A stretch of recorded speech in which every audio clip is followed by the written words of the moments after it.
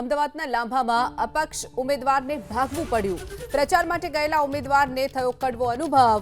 લોકો પૂર્વ કોર્પોરેટર કાળુભાઈ ભરવાડને ઘેરી વળ્યા. કાળુભાઈ ભરવાડને સમર્થકો સાથે ભાગવું પડ્યું.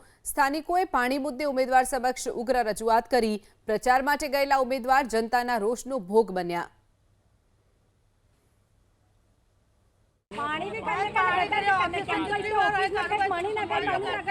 કાલે 4 વાગે આવું છું. બે વાત સાંભળી લો અને મારી વાત તો કાલે 4 વાગે હું આવું છું. જાહેદભાઈ જોડે એ જાહેદભાઈ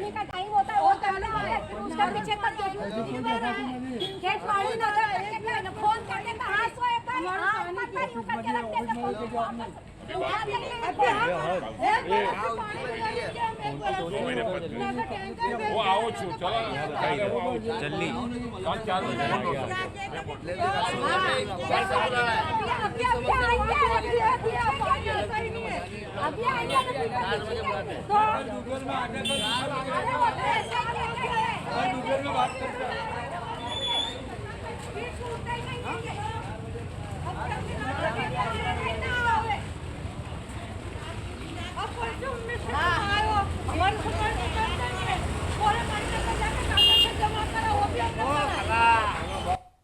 તો અમદાવાદનું લાંભા, જ્યાં અપક્ષ ઉમેદવારને ભાગવું પડ્યું હતું, લોકોના રોષનું ભોગ તેઓ બન્યા હતા.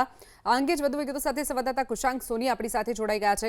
કુશાંગ, જે રીતે અપક્ષ ઉમેદવારે લોકોના રોષનું ભોગ બનવું પડ્યું, સ્થાનિકોની જે સમસ્યા છે તે હજુ પણ ઉકેલ નથી આવતો તેવું તેઓ વર્ણવી રહ્યા છે આ વિડીયોમાં. કુશાંગ, ફોર્મ પરત ખેંચ્યા બાદ ચિત્ર સ્પષ્ટ થઈ ગયું છે અને કડવો અનુભવ થયો અપક્ષ ઉમેદવાર કાળુભાઈ ભરવાડને, જેઓ ગત ટર્મમાં લાંભા વોર્ડના ઉમેદવાર રહી ચૂકેલા છે અને તેઓએ જે જગ્યા પર જઈને ગત ચૂંટણીમાં મત માંગ્યા હતા તે તમામ જગ્યા ઉપર તેઓ ફરી વખત પ્રચાર કરવા ગયા. પરંતુ પ્રચાર કરવા જતી વખતે નાગરિકો છે તેમણે કાળુભાઈ ભરવાડનો હુરિયો બોલાવ્યો અને કહ્યું કે પીવાના પાણીની સગવડ મળતી નથી, જેના કારણે જઈને કોર્પોરેટર છે તે જવાબ આપે.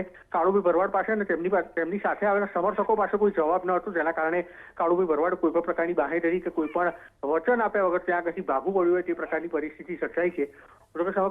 સમગ્ર મામલે કાળુભાઈ ભરવાડનો સંપર્ક થઈ શક્યો નથી, પરંતુ એક વાત ચોક્કસ છે કે પ્રજા જાગૃત ચોક્કસથી થઈ છે અને જે પણ નેતાઓએ ખોટા વાયદા આપ્યા હતા તેનો હિસાબ માંગવા જતા અપક્ષ ઉમેદવાર કાળુભાઈ ભરવાડ છે તે ભરાઈ ગયા હોવાની સ્થિતિ સર્જાઈ છે અને તેમણે મત માગવા માટે જતા હતા તે વખતે ભાગવું પડ્યું તે પ્રકારના વિડીયો સામે આવ્યા છે. શિવાંગી, ચોક્કસથી કુશાંગ, માહિતી બદલ આભાર.